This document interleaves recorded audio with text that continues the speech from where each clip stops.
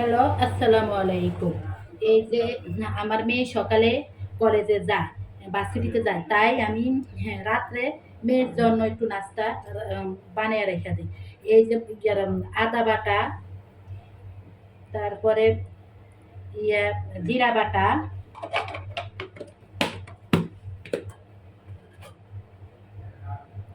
এগুলো হচ্ছে সব মসলা। দারচিনি, তারপরে তারপর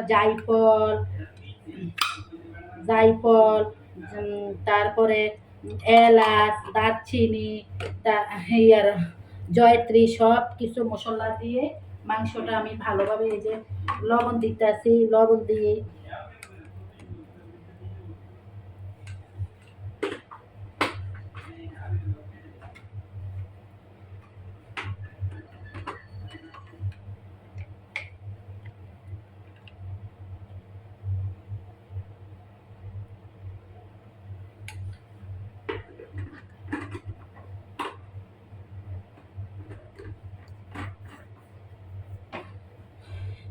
মাংসটা ভালোভাবে ম্যারিনেট করে নিব।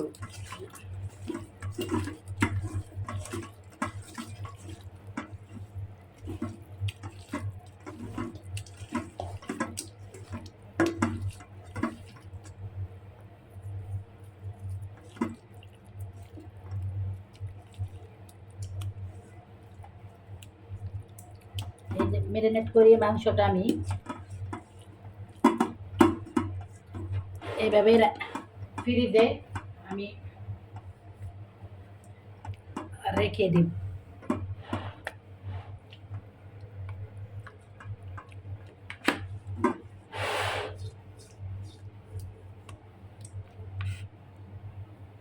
তারপরে প্রতিদিন মেয়ে কলেজে যাওয়ার সময় আমি এই মাংসগুলো এক টুকরা করে ওকে ভাজে দিব পোলাওর সাথে। ও এগুলা অনেক লাইক করে। হ্যাঁ, আবার বিরাট খিচুড়ির সাথে খায়। একদিন একটা নাস্তা ওকে বানিয়ে দেওয়া লাগে। ও রুটিটা খাইতে পারে না বেশিরভাগ। দুই একদিন আমার কষ্ট দেখে রুটিটা খায়। মানে একদিকে আমার রুটি রুটি বানার লাগে, একদিকে মেয়ের কলেজের জন্য খাবার তৈরি করে দেওয়ার লাগে। এই জন্য আমি রাত্রে আজ থেকে ভাবছি যে রাত্রে কিছু খাবার ওর জন্য বানিয়ে রাখবো। তাই এখন এগুলা আমি ফ্রিজে সংরক্ষণ করে রেখে দিব। আর আমার ভিডিওটা যদি এই যে শুক্রবারে আজকে দুপুরে পোলাও রান্না করলাম, ডিম রান্না করলাম, মুরগির মাংস দিয়ে আলু দিয়ে রান্না করলাম ফার্মের। হ্যাঁ, তাই এখন দুপুরে লাঞ্চ করব। এই যে সালাদ বানাইলাম, লেবু কাটলাম, আর আমার মেয়েরা খেতে বসে গেছে। এখন আমি খাবো। তাই একটু খাবারটা একটু দেরি হয়ে গেছে আমার, যেহেতু আমি আজকে শুক্রবার অনেক কাজ সংসারে পড়ে আসলে এগুলো করতে করতে একটু সময় লেগে গেছে। তাই এখন খাবো। আর আমাদের বাড়ির চাউলের পোলাও খেতে অনেক মজা। বাজার চাউলের পোলাওটা আমার পছন্দ না।